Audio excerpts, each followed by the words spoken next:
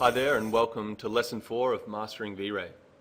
In this lesson we will finally be tackling some complex materials that utilize advanced shading and texturing techniques in order to produce photorealistic and highly detailed results. I'm going to be creating two different complex materials in this lesson, which you can see on the screen now.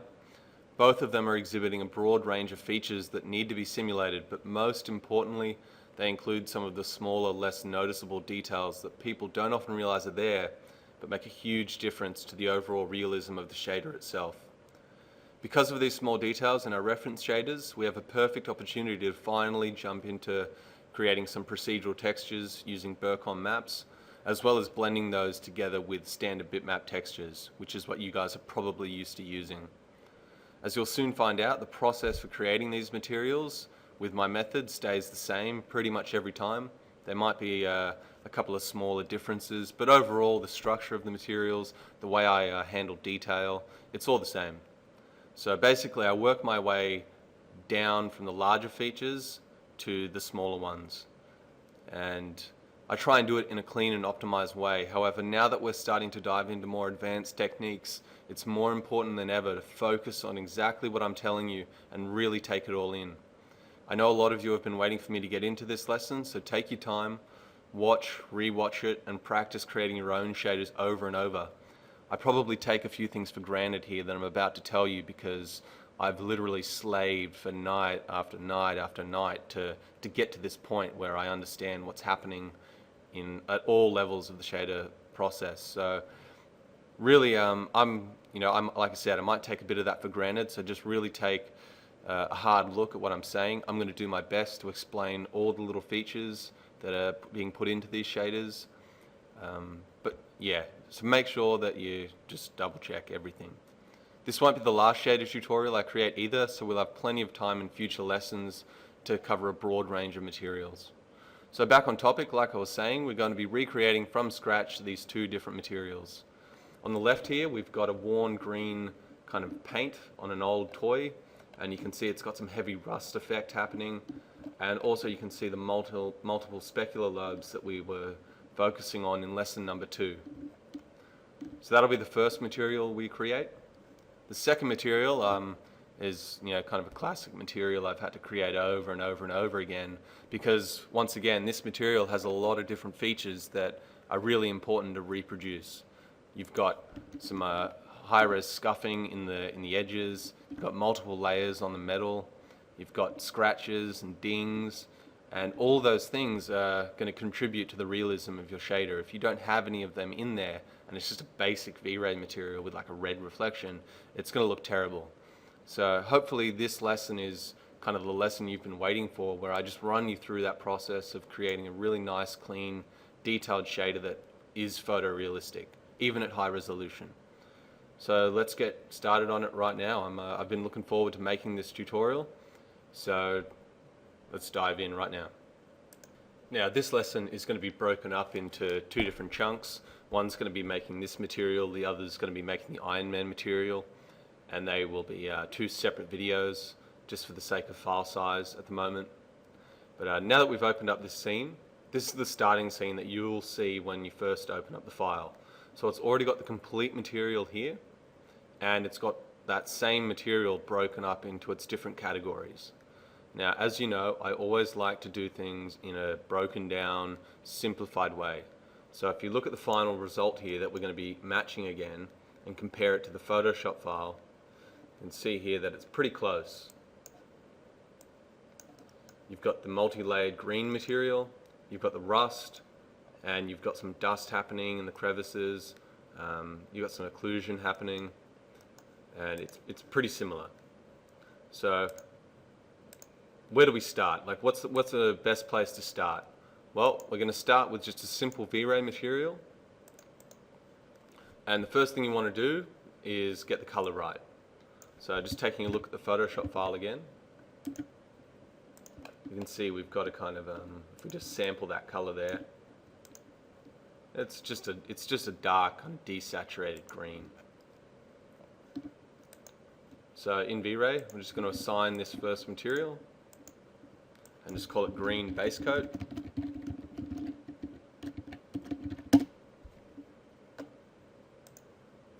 we're just going to apply that same kind of desaturated green material. Swap back to Photoshop again. It also looks like you got to be a little bit careful here when you're trying to figure out the diffuse value, because you've got to remember this isn't the raw color. You can't just sample that and plug that in. There's different things affecting the raw diffuse color here. You've got a lot of reflection over the top, which is going to wash the color out, and you've also got a lot of light hitting the surface, which is going to be increasing the diffuse component. So you need to consider that when you're dropping in your first bit of color. So things are always going to be a little bit darker than you think, and they're going to be a little bit more saturated than you think, but just a little bit, just a little bit. So if we just render that, and I'm going to pause this each time. Every single time I render, I'm just going to. So there we are as a starting point. It's just a simple V-Ray material with a single color on it. Now we need to start dialing in the reflection. So the first thing I'm going to do is, like usual, untick Fresnel, bump the subdivs up to 90 so we've got correct sampling, and put a fall-off curve in the reflection slot. Leave it at perpendicular and parallel. We're doing the exact same thing we did in lesson number 2, except this time we're just trying to create something a little bit more targeted towards a reference image. So once that's created, go down into the bottom here, and rather than making it monocolor, we're just going to introduce a little bit of color into the reflection. And the reason I'm going to do that is because if you look at the Photoshop file, you can see here that the color in the highlight isn't perfectly white. Now this may be a result of the fact that we're obviously got a blue sky here, but it also is a very metallic material, so it's not going to be perfectly monochrome in its reflection. So back in Max, I'm just going to put a similar curve on as we did in lesson 2 as well.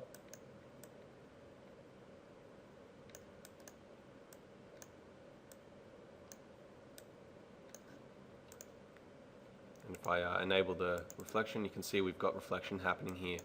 Same way as lesson 2, if I go up with this, it's going to be more reflective. Now it is a metallic material, but it's also very old, so let's drop it down a little bit.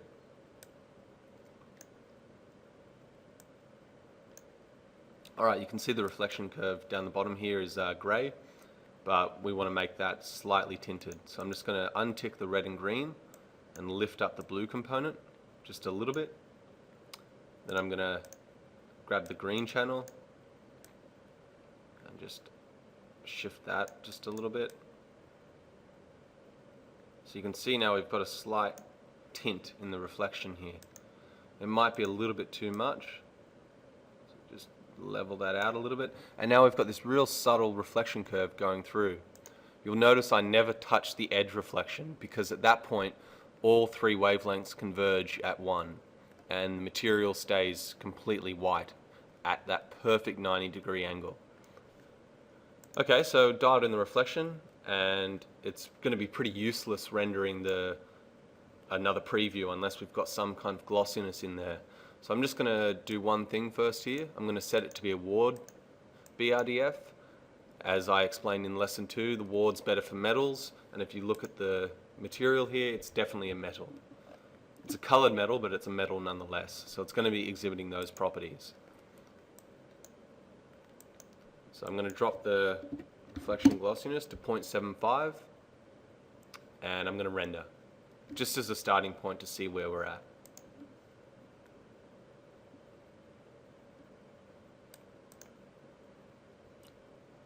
So it's not a bad result. If we compare it to the reference once again, we're probably a little bit too reflective.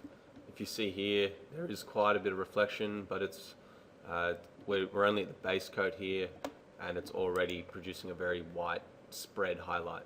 So I'm just going to go into the reflection now and drop that down just a little bit. And looking at this reflection preview here, should be able to see sorry, I've just accidentally left the blue unticked. Need all 3 ticked. If I just drop them down, I can dull the reflection. Cool.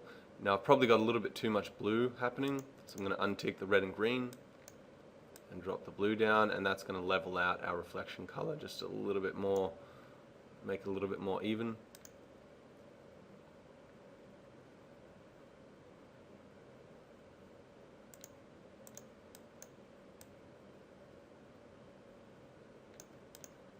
Cool. And I'm just going to render again. Okay, so it looks a little bit better now, a little bit more soft, but we just need to compare to the Photoshop file again, and the color's a little bit off. Right now we're probably a bit too green. We need to introduce more blue into the shader. So in the diffuse component, all I'm going to do is just start sliding the hue up towards blue until I get a result that's a little bit closer. Just going to make it a little bit darker, and I'm going to fade it off a little bit. Now if I render again, just a small region, you can see that there's a subtle difference here. Maybe it didn't change it enough to affect things as I like. So I'm going to drop the saturation back just a little bit, go a little bit more towards blue, and do another region render.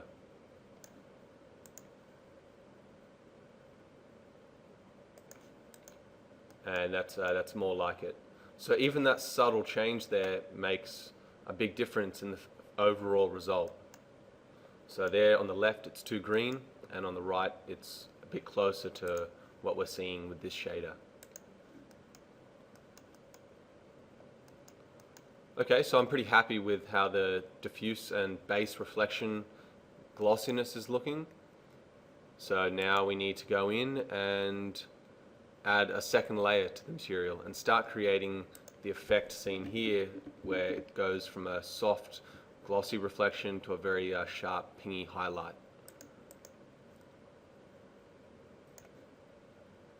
So what I'm going to do is I'm going to make this another blend material and keep it as a sub-material so that we've got this green as the base, and I'm going to drag 2 over as copies just like in lesson 2, and I'm going to call these coat 1 and coat 2.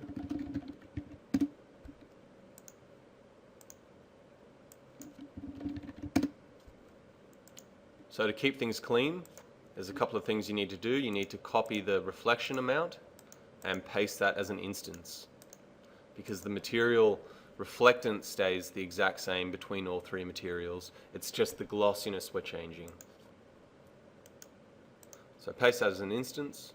Sorry, I've accidentally pasted it into the glossiness. Now we can start going up in the reflection, and we're going to get that multiple specular lobes reflecting into the material.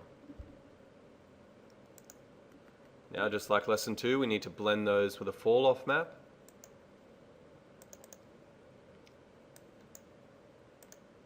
You leave it at mono this time.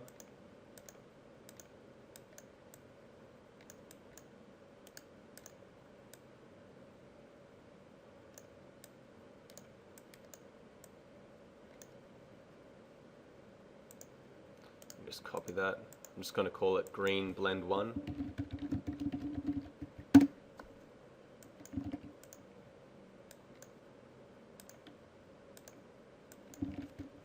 So I've just duplicated that over now, and I'm going to use this as the top coat. Now this is the blend map for that material. So what happens is we're getting multiple specular lobes reflecting into the material here. So let's do a render of that and see where we're at.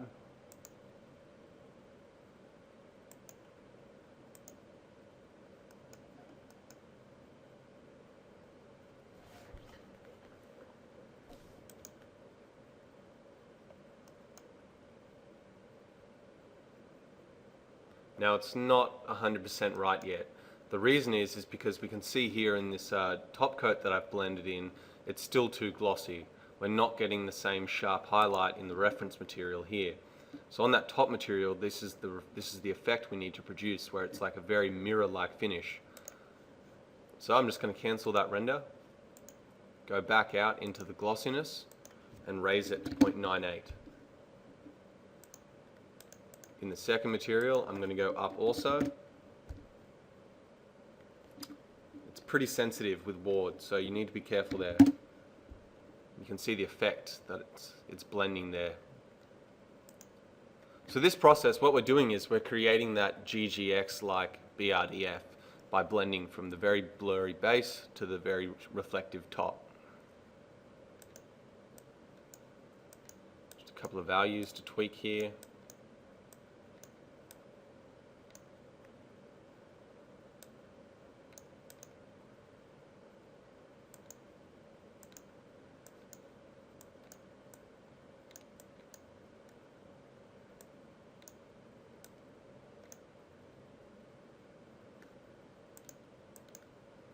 And we'll just do another render.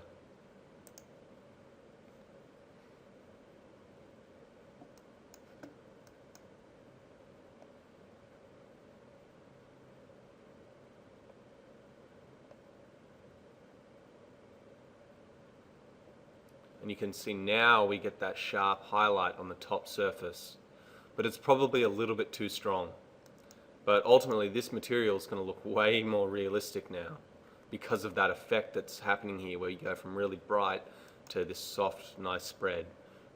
Apparently right now though we're missing that nice middle ground. It just looks like it's blending between the base and the top coat. So in order to fix that, I'll just cancel the render. I'm going to go to the top coat and I'm going to reduce the effect that has on the material. So the lower I go here, the less effect that's going to have. Now the mid material, going to bump that up a little bit, and I'm also going to go to the mid material and make this a little bit more glossy, like that. And we're just going to re-render.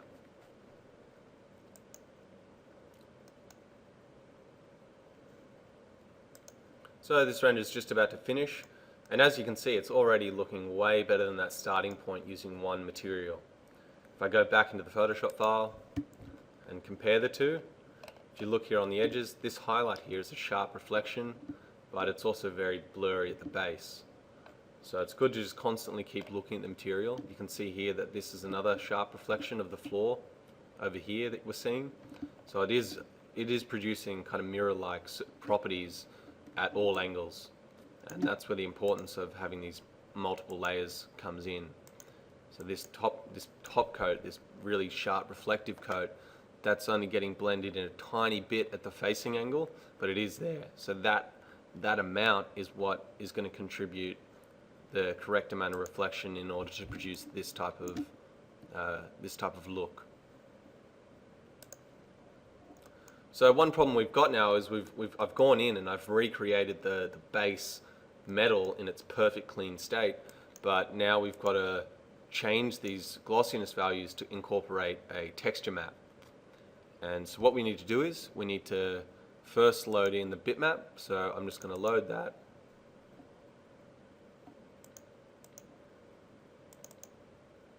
Just going to use this GW metal texture. First thing we want to do is remove the blur amount. So now you can see our glossiness is being totally controlled by that map. So to demonstrate how I'm going to control this map, I'm going to take the base coat into its own slot as as an instance. So now everything I do to this base material is going to affect the overall material we were just creating. So if I close that material preview, now this is the material preview we need to focus on.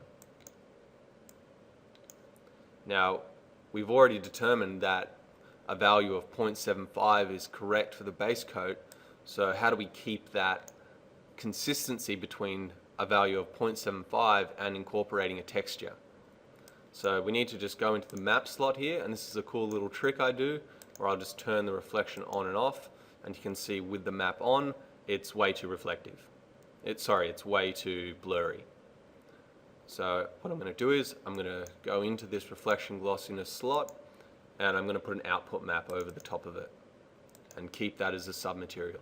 So now what this map is doing is I can effectively control the blurriness with a curve. Just like I would in Photoshop. If I were to go in Photoshop, load that texture, put a curve adjustment on it, save the texture out. It's a long process. This just saves that. So you can see as I change the curve here, it's changing the glossiness of the map. Now we need to get a value that's close to 0.75. So what's logically the easiest way to do that? Well, we can select the base point and put this to 0.75, because what we're seeing here is a value from 0 to 1. 1 being a mirror surface, 0 being a completely glossy surface. Let me just demonstrate that. As I go down to 0, the glossiness changes. As we go up here, it's getting more and more glossy. So I'll leave that at 1. I'm going to leave this at 0.75. And now I need to get the in-between part blended correctly. So if you make that a Bezier curve, Bezier smooth handle, and drop this in. Now we don't want the edges to be perfectly white, so we want to drop them down. Just going to drop this down a little bit more.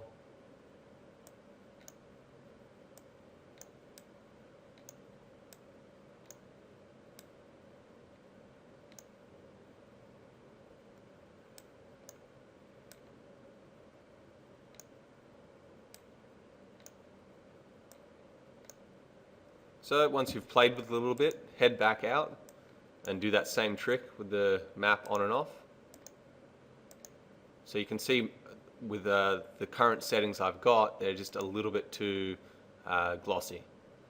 So go into the map again, and I'm just going to drag these 2 points down.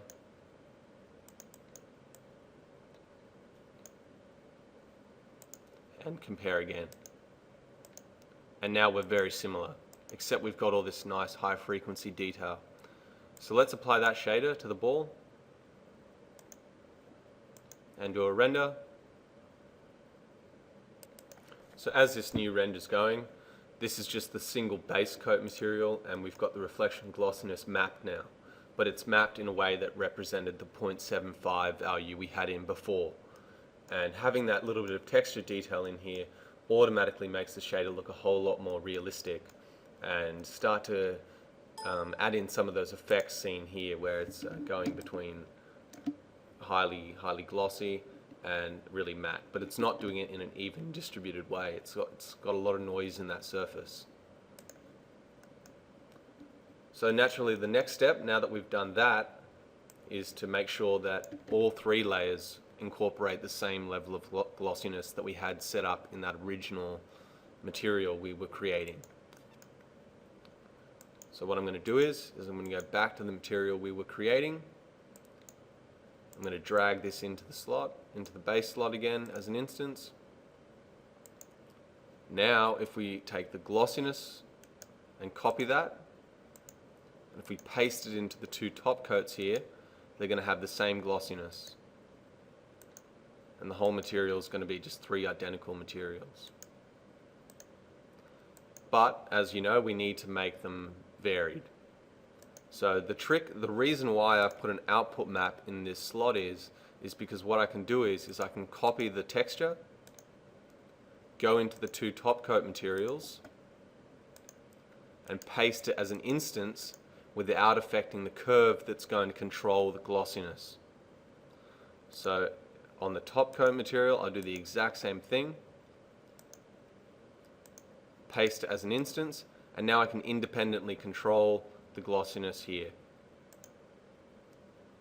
So let's go to the middle coat, and now we need to make this material slightly more glossy. So we're just going to go up here, and let me just load up the material preview so you're not getting confused. As I drag that down, it's affecting the material. Now we need to go more glossy than the base coat here. So I'm just going to drag that down until it creates a kind of nice look. I'm going to have to do all 3 at the same time here. I have to move this one up. This one's going to be a lot closer to 1. If you can see in our map here, this is the texture map controlling the glossiness. We want it to be a lot closer to 1 so that it produces a result like we're seeing here in these highlights.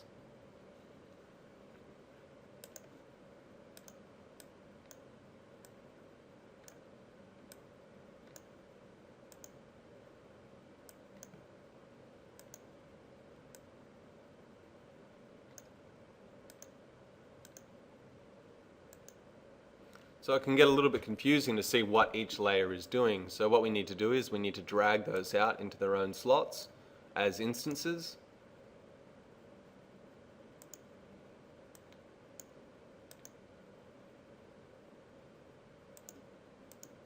And you'll see, compared to the material that I had up when the job was completed, that this top coat's not, it's too matte. The reflections are too blurry. So we need to go into the glossiness slot. I'm going to raise this to 1. I'm going to go up a little bit higher here.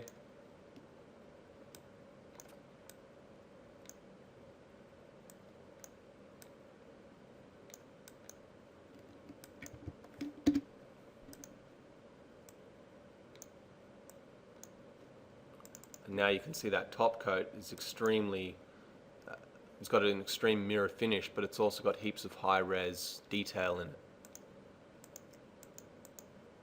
So let's render the material now and see where we're at.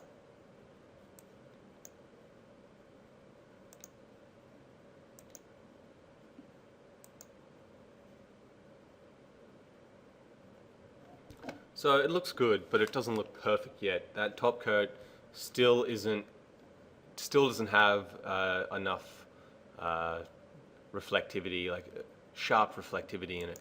So what I need to do is I need to go back to the reflection glossiness and just adjust that curve a little bit and really just get it really sharp. I'm going to do one more render, and then we'll move on to the next part, which will be incorporating a little bit of more information in the diffuse part of the material. So let me pause that render. I'll start it up on its. So making things just a little bit more glossy on that very top coats just made things look a little bit more realistic. And if we compare again to the photo, we're pretty close now on that green base.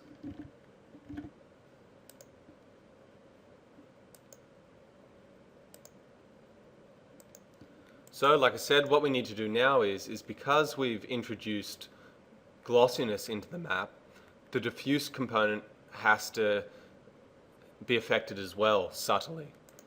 So what I mean by that is, at the moment we've just got one solid color in the diffuse. Now if you look at this material, obviously rust aside, there's going to be dark points and points where other materials have rubbed off into, you know, if every time you get a scratch or something, that's where that material's come in contact with another material, introducing more blurry reflections because you've banged up the surface more. So what we need to do there is we need to darken down the areas that are more glossy, because trace elements of other materials are getting caught and embedded inside this green material. So what I'm going to do is I'm going to go into the reflection glossiness, I'm going to steal this output map, I'm going to make a composite material for the diffuse, I'm going to make another layer, paste that over the top. Now we need to steal the color from here and put it into the base in a V-Ray color material. So add the V-Ray color material, paste that value in, and now we need to set this to multiply. Now what this is doing is, in the texture, is it's saying multiply the dark parts into the green parts. Now at the moment we've copied the output map straight from the top reflection slot, and it's not exactly perfect. So what we need to do is we need to drop the curve down to add in those dark grungy areas. And if we look at the result now in the material, we've got these little dark spots. Now probably there's just a little too many, but if you look at the map, we can see there that it's all of a sudden the diffuse map looks a lot more detailed. Now you can go in, you can add in any type of textures you want into this composite texture, but I'm going to keep it simple because this material looks like it's only made up of a rust and the green. But take note, there is little bits where the green varies in color, and you can add that into the shader if you want, but I think this is going to be fine for now. So let me just do a re-render with that. I'll just do a little region here.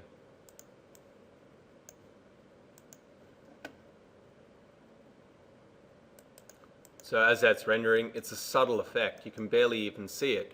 But my point is when making shaders is that if it's in the real world material, you need to do your best to get that into the CGI material, because all those little things, they do add up. Things like missing bump maps, incorrect bump maps, wrong reflection glossiness. If you get it wrong, then it's not going to look real at the end. Your eye is very good at determining when things look realistic or not. So you need to add so much detail into the shader that your eye begins to become confused. It just naturally believes it's real there because there's all the real detail from the real material. Now at the moment, this shader is looking very realistic, but it doesn't have every amount of detail in there. So at the moment, what we're missing is we're missing the bump mapping. So I'm going to incorporate that into the shader now. So what we need to do is we need to go into the base coat again, and we know that it's that material down here. I'm just going to close this material preview, undo the region render. So now in this base material, I'm going to assign that to the shader. Now you'll notice I always try and keep things simple. So rather than rendering the bump mapping with all 3 shaders embedded in, I'm just going to do it on the base coat and see how that affects things. So I'm going to put a Burcon texture now. Now hopefully you've installed the Burcon plugin into your 3ds Max plugins folder. If you go on the Burcon website, I've provided the download link for that with this material tutorial. So add a Burcon noise texture, and we're just going to set the size down. Now one little trick I do is, see I've changed the scale there, and there it is. It's showing up in the material preview, but you can never get a true idea of what the scale is doing. So what I like to do is to visually represent what's happening in that map. I copy the map, make a V-Ray light material, and just paste that in there as an instance. Now when I go into the V-Ray settings and do an override material and drag that map in, when I do a render now, it's going to show me what that Burcon texture looks like on the surface, and we get an idea of scale and everything like that. Now at the moment that bump it's too big, so we need to change that.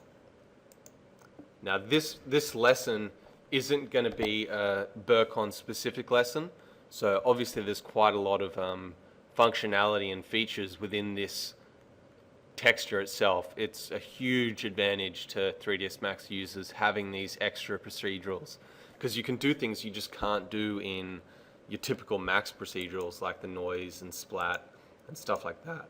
So Max does have a pretty decent procedural library by default, but you add Burcon and you can pretty much do everything. So I'll just give you a brief rundown of what's happening in Burcon. You've basically got your primary noise type, which will be like the base of the Burcon. Then on top of that you can add in extra fractal detail into those textures. So by default, let's just say that's your Perlin 3D noise. You can swap between these two, so you always use 3D, because if you use 2D, what you'll see happen is it won't map correctly on your 3D objects. It's going to stretch on the vertical. So always make it 3D. So there's Perlin 3D, there's a Simplex 3D, and the Whirly one, which is naturally only a 3D procedural anyway. So for this one, I'm going to use Whirly, and I'm going to add in a hybrid multifractal into it. Now you see what that's done is it's added a whole bunch of little details. Now this noise fractal levels amount, what this is doing is it's saying if I go up a level, add in another layer of this hybrid fractal, make it 50% opaque and half the size. So as you go up in detail there, I know it's hard to see on this example. If I just change it to Perlin 3D, if I go down to 3, let me just double check that that's, yeah, okay, so it wasn't updating. So if I go down to 2 here, you can see that there's not much detail. If I go to 3, it's adding another fractal at half the size and half the opacity. So I'm just going to go up to 4. and change this back to Wally. And we'll do going to copy that map. But before I do that, I just realized I'm missing another piece of core functionality in Burcon, which is the distortion. So what you can basically do is you can use another map to stretch and push this base map here. So what I'm going to do is I'm going to enable distortion, and I'm going to put another Burcon noise texture through that. I'm going to change the scale just to be, you always want the distortion to be a little bit bigger than the base size, because you don't want it becoming so high frequency, the noise in the shader, that it all gets lost. So what I'm going to do is I'm going to make you're going to start increasing the strength of distortion, and you can see the effect that has if I kind of just slowly go up. It's using this Burcon map to push around this base map. It's just a huge amount of power at your fingertips there. I've created some really crazy fractals using composites and blends, and you can do some crazy stuff, which I will get into in later lessons. For now, though, I don't want to overload you with too much information. So I've just given you a basic rundown of what Burcon can do, and we'll get into producing in an entire lesson itself, just creating different Burcon procedurals. But for now, I'm just going to raise this up just so it affects things a little bit better. Okay, so now we need to see that happening on the actual material. So I'm just going to copy this map. I'm going to go into our base coat, and I'm just going to paste that. Now by default, there's going to be too much bump happening on the surface. You can see it's producing a really cool effect, but it's too strong. So if you drop it down to 6, you can see that effect. It's still there, it's still distorting the surface, but it's not overloading the surface with too much detail. Remember, we still need to make it look like a relatively flat, clean surface. There's lots of tiny, small detail in the rust, but the green material is relatively flat. So with that enabled, I'm just going to re-render the scene just to give you an update of where we're at. And remember, I'm only rendering the base coat here, so we're not going to have those nice glossy reflections over the top.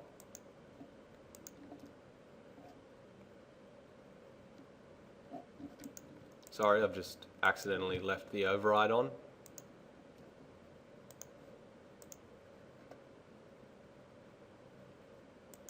Pause it and I'll start it up when it's done. So as that's rendering, you can see the importance of having some smaller bump details in the surface. It just makes things look more realistic. If you don't have that stuff in there, your eye treats it as a CGI surface because it's so perfect. You need distortion, you need those little details. They all add up. So the darkness from the diffuse, the bump map here. You'll see in a second I'm about to add another layer of detail into this bump map. But down here we've got areas where it looks like the surface has been banged, distorted, where it could be handmade, anything to distract the eye from seeing perfection. All those things contribute to the realism of the shader. One thing that's missing though is we've got this really nice bump mapping happening, but it's not related to the glossy map. Now you have to remember, from a theoretical point of view, this glossy surface where it's more blurry is because there's micro noise in the surface. So basically it's the exact same material. The only reason it looks different is because you've got more light getting trapped in little bumps and crevices at a microscopic level. So in the Burcon noise, I'm going to need to make this a composite material. I'm just going to load up this preview here so we can see it. So once again, in the bump map, I'm going to make it a composite. I'm going to keep the old. I'm going to add a new layer, and now going back out, the same map that was used for the reflection glossiness is going to be plugged into the bump map. Now you can see that one single metal texture. I haven't needed to load in different versions of it. I haven't needed to load in like different sizes or scales of it. It's all the same map because in reality, all those things are tied together. The glossiness is tied to the bump mapping, the reflection the reflections tied to that single map that's controlling the entire shader. It's just different values are going to create a more realistic or less realistic effect. So I'm going to paste that in over the top, and now the first thing that you'll notice happens is we get heaps of detail in the shader, and it doesn't look anything like what we're seeing here anymore. The reason is because it's just too strong. So we need to set this to multiply. So now what that's doing is it's multiplying the dark areas into the Burcon texture we just had. So I'll just hide that layer on and off, and you can see what that's doing. Because here we've got nice low frequency detail doing subtle distortions on the surface, but we don't have the nice little micro detail that's going to give you that, little bumpy highlight. So I'm just going to set that to multiply, and I'm going to reduce the opacity of that map down to 10. Now you'll see that there's a lot less being pushed through the material. As I go up, it becomes incorporated more and more into the shader. So let me just do a little region render over this highlight area.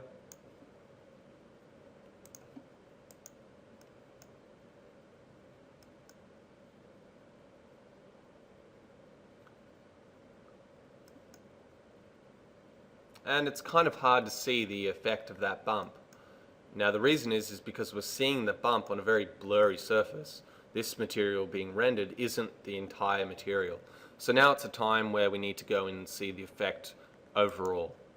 So cancel the render. I'm just going to copy that map, that bump map, and now going into the main material, in the coat 1 and 2, I'm going to paste that as an instance. So the bump stays identical.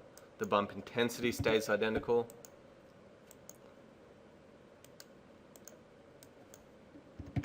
And now we've got all 3 layers with that same bump. So you can see with and without that top coat, it's just distorting the surface. So now I'm going to apply the overall material.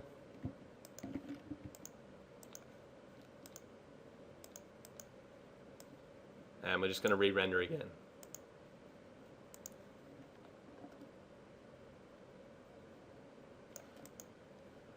As that's rendering, you can see now all the little micro detail that's just been added to the surface. It gives it a real solid feeling, like, it's dense, like it's not just some flat, crappy surface that's got no detail in it. If you zoom in here, it holds up, that detail holds up, which is extremely important in convincing people that something's real, adding that layer after layer of detail.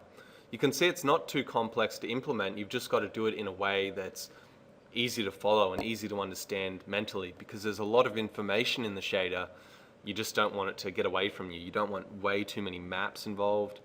And interestingly, I'll just tell you while that's rendering, this entire process of learning material creation has always been in my head 10 times more complex than it actually is to implement.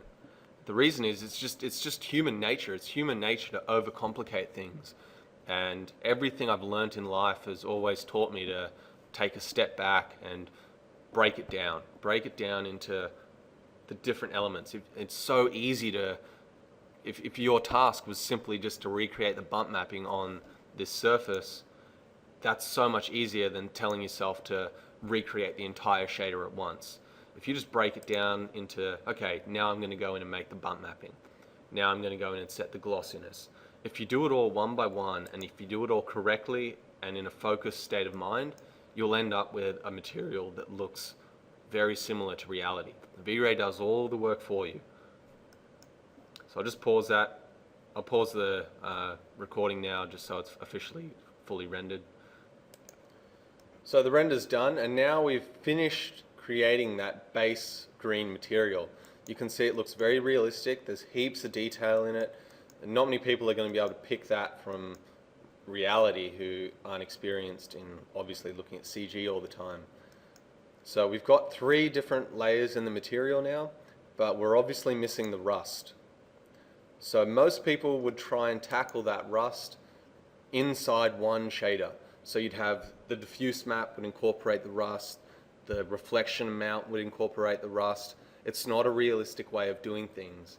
You need to start looking at materials in 3D as how they occur in reality. So let me explain. This rust material is a completely different material to the green metal here. It's composed of entirely different molecules.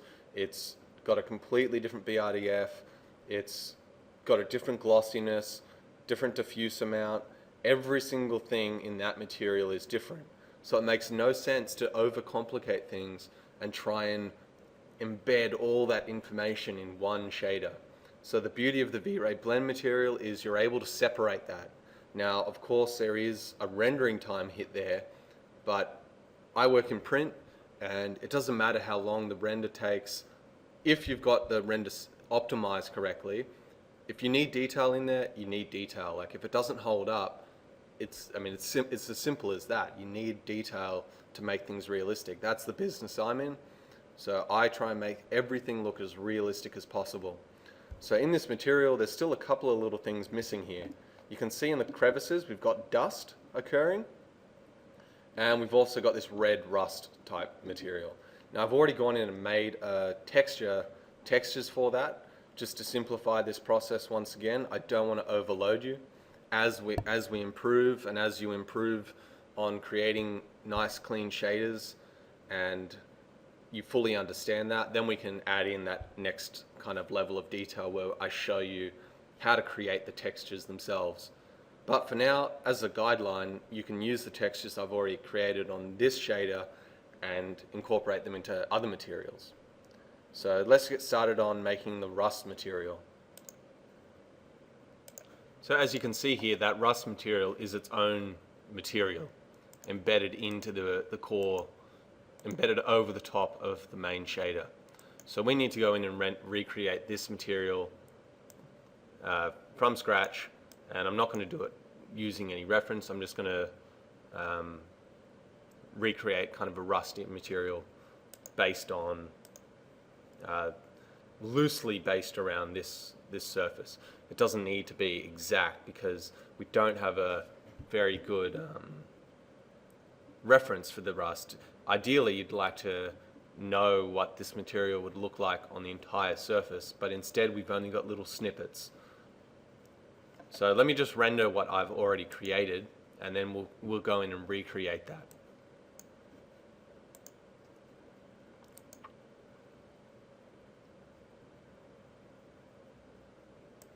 So the render's done, and you can see the rust material I've created.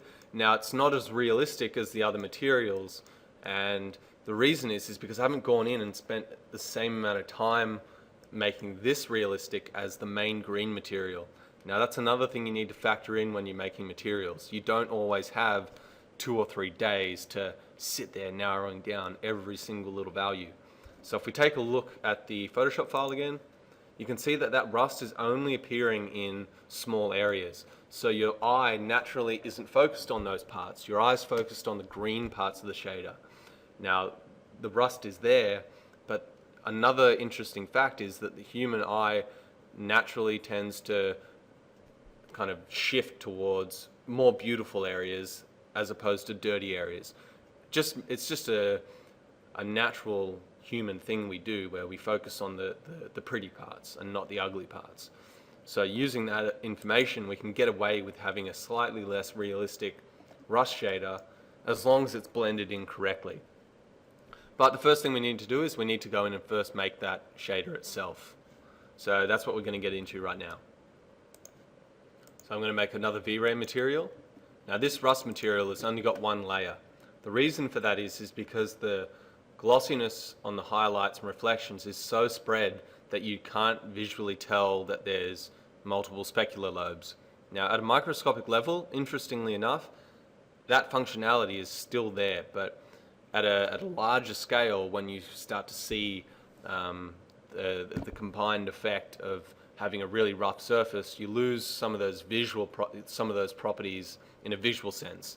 But if I were to zoom in on one tiny small spot of this rust in real life, down to like only a couple of little chunks of it, it would still have that same effect of becoming more and more like a mirror surface near the edge. So just be aware that just because it's happening in reality, you don't need to always add it. You only need to add the features of the material that are going to make a visual difference to the scene. So for this rust, we can just get away with using a standard single V-Ray material. In the bitmap slot, I'm just going to load this texture I've already created. Now by default, this texture isn't correct. And what I've found is, whenever creating materials, is that a lot of the time the default diffuse values or any single map you put in, it's never correct. You always need some kind of output map, some kind of color correction map to get things narrowed down a little bit more. It's that type of detail that I've been kind of pushing into you guys that you need to keep focusing on. So Max has quite a great amount of control over maps, maybe not in the best way, but for this map I'm going to put a color correction over the top. And never use the standard brightness and contrast. What it does is it damages your map quite a lot. So you can see here, if I load up a preview, dropping this brightness down, I don't know, whoever coded it obviously has no idea what 3D artists require, but leave that for another day. Won't slam Autodesk too hard in this video. Same thing as the contrast, it just doesn't do a very nice job. It's behaving like like Photoshop does in the old days. So what I do is I swap to advanced, and I like changing stuff here. So now when I drop the contrast down, it's doing a much better job of adjusting the contrast in the image. Just going to drop that to 0.85, and I'm going to desaturate it just a little bit.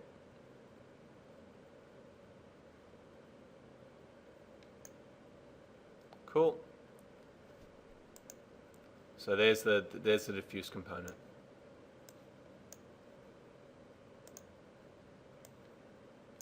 In the reflection, remember this rust still is very reflective at glancing angles. So once again, you need to put a fall off map in there. I'm just going to leave it as mono. Actually, I'll put it at RGB and I'll incorporate a little bit more red in the reflection. Just drop that way down.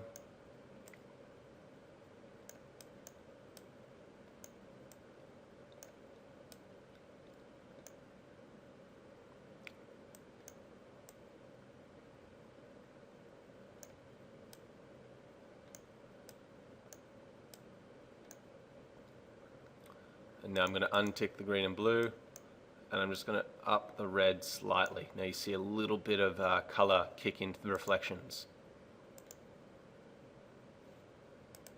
Now for the reflection glossiness, we're going to need a couple of different maps to produce a detailed result. Let me just render this where we're at so far.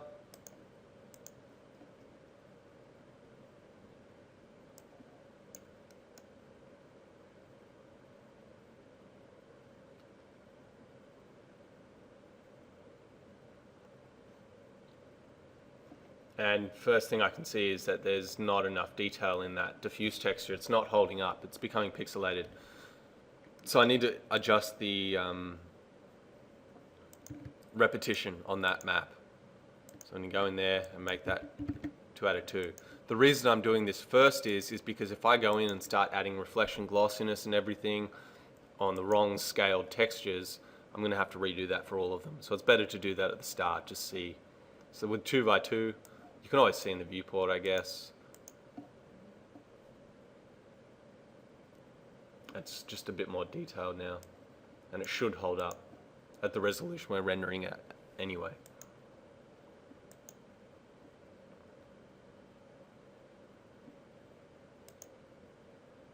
And that detail is just, it's not pixelated anymore, which is great.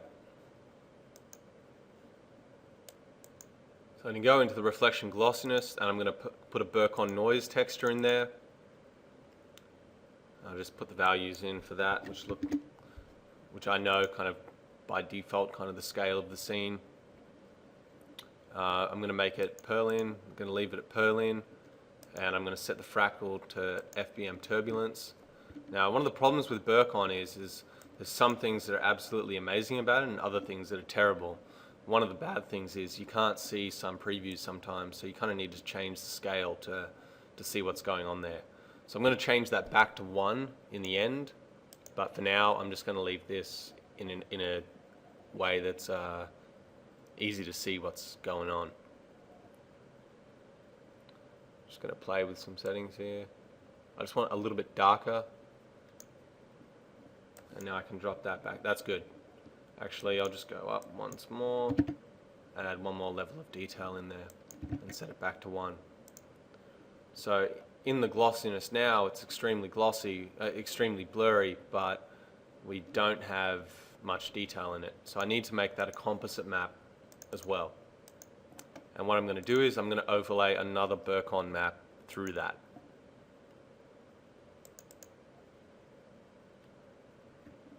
And this time the map's going to be smaller, so we're getting some micro detail in there.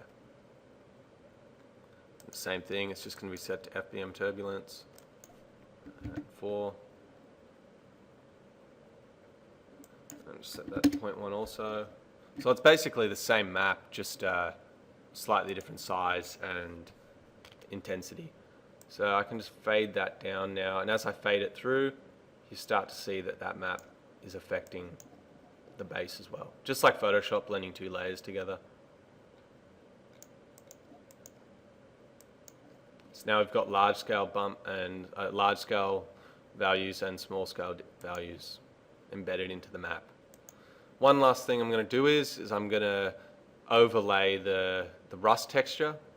So I'm going to add one more map, and I'm going to load in this rust glossiness.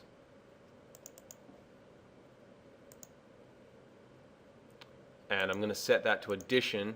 So what that does is, in the high spots of our rust texture, so in the wider areas, the map becomes more glossy, more little sharp highlights are going to appear in those areas. So once again, putting this texture through is very similar to how we were putting the glossiness through the green material. So you always want similar values being pushed into different areas. So if the texture goes a little bit brighter, quite often the material becomes a bit more glossy. We don't want it to go too bright. I'm just going to darken that a little bit. And now we've got a kind of a starting point for our shader. One thing you'll notice is I always seem to make this mistake because I do things intuitively, like kind of subconsciously at this point, is I didn't untick the Fresnel. So now you can see what the actual effect is going on there. So with that set up, I'm going to copy this whole structure, this whole composite structure from the reflection glossiness. First, I'm just going to up this to 90 as well in the reflections, and now I'm going to paste that into the bump slot. And now the material becomes extremely bumpy. I'm just going to drop that down to like 10 and re-render this material.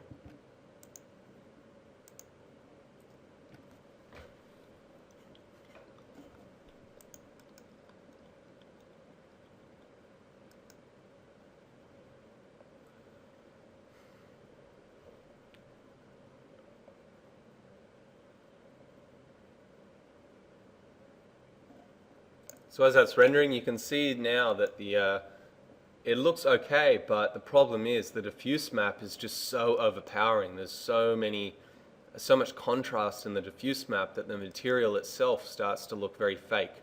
So the easiest way to overcome that is to blend through a solid color into the diffuse map. So I'm just going to cancel that render. I'm going to go into the diffuse slot and put a composite map over again. Keep it there. And now over the top, what I can do is I can put a V-Ray color, set it to something similar to the overall color of the rust. Something like that, just a bit kind of brown, red values, and I can blend that through. So now the diffuse texture looks a lot more realistic, as opposed to that, you've got something a bit more like that. So if I re-render this material again, that one change is going to make a huge difference to the realism.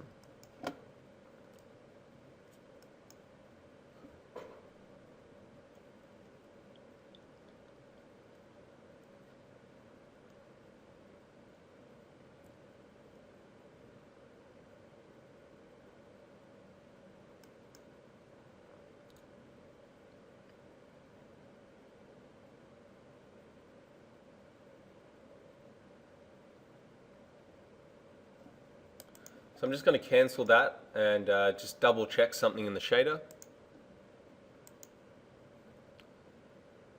In the glossiness on this top coat, what I forgot to do is I forgot to set the tiling correctly. You'll notice we set the diffuse to be 2 by 2. You've got to make sure that stays the same for the reflection glossiness as well. But it is looking like rust now. It's looking pretty decent. The bump might be a little bit strong compared to our reference here. You can see it's fairly flat. So I'm going to lay off the bump a little bit and set that to 5.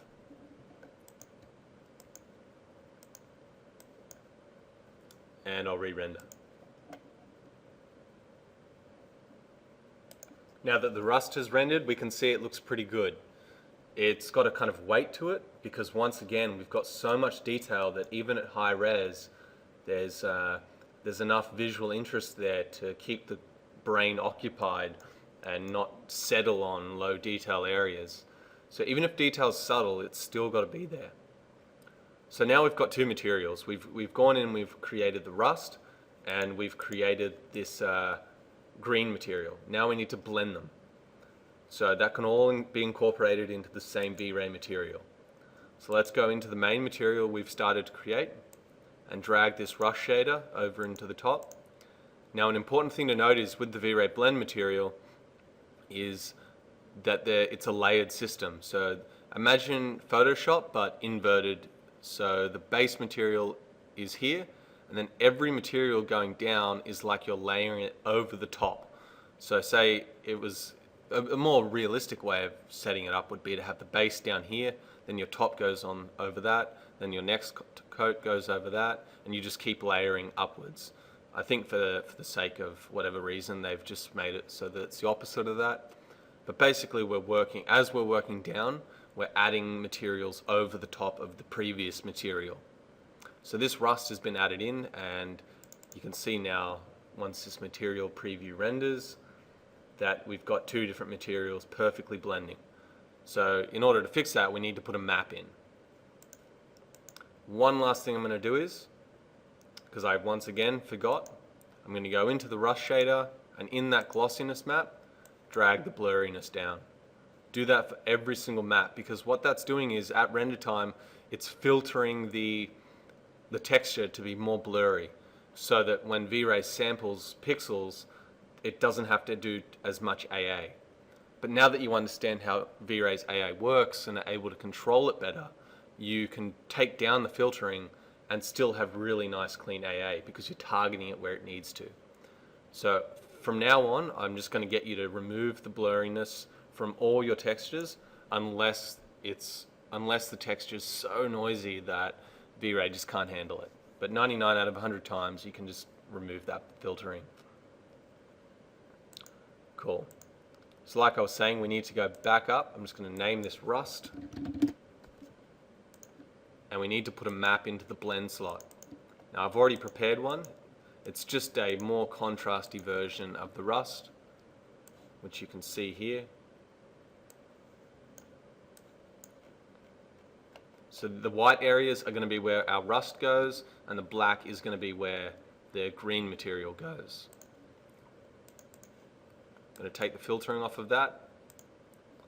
And now if we look here into the material preview, we've got two different materials happening at the same time, which is great. It's going to look really good. I'll just render that just to show you where we're at.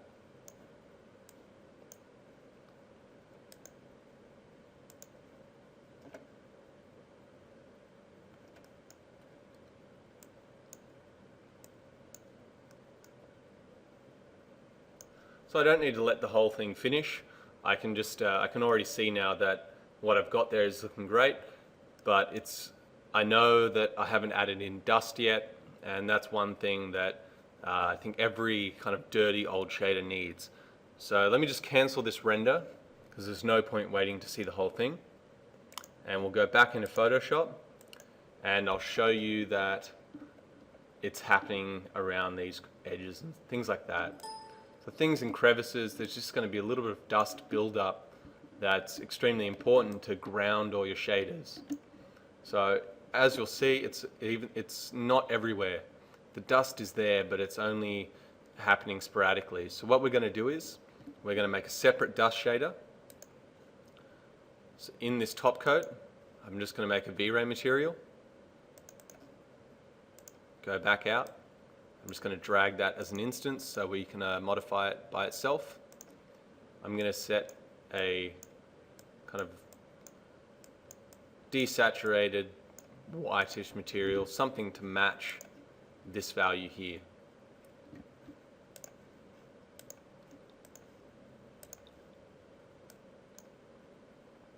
I'm not going to make it reflective, even though in reality it would be. Dust is something that's so noisy and it's got such a blurry reflection that you can barely even tell that reflection is there at all. That's why dust appears to dull reflections on everything. Yet, funnily enough, if you zoomed in at a microscopic level, that dust is just a whole bunch of sand-like particles, and they're just as reflective as any other material in the real world. So if you zoom right in on the crystals of dust, you'll see that they're almost refractive. It's just like a whole bunch of tiny glass with a slight amount of impurities in the refraction. So with that value plugged into the diffuse, all I need to do now is make a correct blend map. So the dust doesn't need to be that complex. So what I'm going to do is I'm going to blend it in with the V-Ray dirt texture. What that's going to do is it's going to say in the occluded areas, add more dust. So what I have to do to make that happen is, in the occlusion parts, I need to make them white, and in the unoccluded, I need to make them black. So wherever there's this white is showing up in V-Ray's texturing, add in this shader, add in this dust shader. It's something I've always added into shaders right at the end to give them that little bit more grounding. And what it's going to do is, like say underneath parts of the shader ball that are stuck on the surface, it's just going to put a nice little soft layer of dust in there. I need to make this a lot smaller. I'm going to set it to 0.6, the radius, and I'm going to set the distribution to 2. Now once again, all these textures and Burcon, they're going to have their dedicated video which goes through all the settings, just simply affecting one by one what the settings do. So don't worry, I'm not going to leave any of this stuff. I'm just going to condense it all into one video. But for now, what that distribution setting does is it's compressing the gradient that the occlusion's creating. So say if you had a box on the ground and the gradient from the occlusion area to the white area was nice, soft and linear from black to white, adjusting that distribution is going to crunch the blacks closer together. So by setting that to 2, I'm just going to add a little bit of crunch to the texture. Now one important thing now that you know how to use V-Ray correctly is the same idea as always, that the more noise there is, the more work there is for the AA engine. And when you're putting in values that are extremely contrasty, like black and white, you want to increase the subdivs to avoid any extra work being loaded onto the AA engine. So I'm going to set that up to 64 and go out. And now what I'm going to do is I'm going to render just a very small region to show you guys that material being plugged into the map. So as that render's finishing up, you can see here that it's just added that little thin dust layer in the surface. Now, to the naked eye, it's barely visible. If I didn't tell you it was there, you wouldn't know it was there. But it's that level of detail, once again, that you need to add in your shaders if you want to get that hyper-real look that you're probably after. Now, it's important to note that even like major studios in the world, they're not using techniques that are this advanced. It's so unknown to people that, I mean, I was surprised, but you can tell. If you go watch the latest Blur cinematic, you can tell that their shaders don't have this level of detail. So if you incorporate what I'm telling you here and you really focus on it and practice it, you'll be creating shaders that are up to par with guys who are working at ILM and even guys at Weta. I mean, they've got a pretty amazing team there, and they custom code in a lot of features, but you can always reverse engineer that type of stuff, and that's what I've taken a bit of pride in doing. So I'm going to wrap up the first part of this lesson, which was creating this initial material. I'm just going to render it for you and show you once again all the detail in the shader and compare it to the photo, and we'll wrap up this shader lesson, and I'll release the second part in a week's time, which has already been recorded, but I don't want to overload you guys, so I'm going to release that at the same time next week, and you guys can continue on from there. So let me just render this for you. So I've just loaded up the final rendered file into Photoshop to compare the two, and you can see they're very similar. The highlight intensity is kind of matching roughly, and even though we're lighting this shader board with a totally different lighting setup, I have put in, you'll notice when you open the scene, I have put in a V-Ray light above to simulate the kind of effect over the top here and to make sure that that's still contributing to the scene. But ultimately it's very close, and I haven't needed to go in and do many re-renders or alter anything because we broke it down as we were going. We got things right as we needed them. So the final little details like the dust in the corners, they just sell it. They just sell that last little bit of, you know, grounding and really make the shader sit in the scene. So this lesson was going to be recorded in one go with the Iron Man material done at the same time, but because of time constraints, I'm going to separate that into its own recording and release that next week, and we'll go into same process as this material, but just using different values and just re-solidifying some of the techniques I've just shown you in how to create accurate real-world materials that stand up at high res. So one last thing I'm going to show you before I finish up the video is just how modular this material can be. So basically it's a very complex material, and let me just name this dust.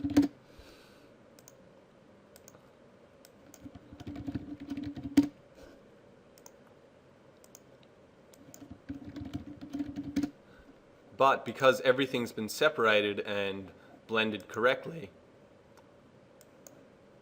if I, oh there we go, there's a funny thing. In the material we're missing that diffuse map. I think that happened at one of the crashes I had while recording. But if we go in now and change the diffuse color, it changes it across the entire material. So all of a sudden we can create a totally different material just by adjusting one slider.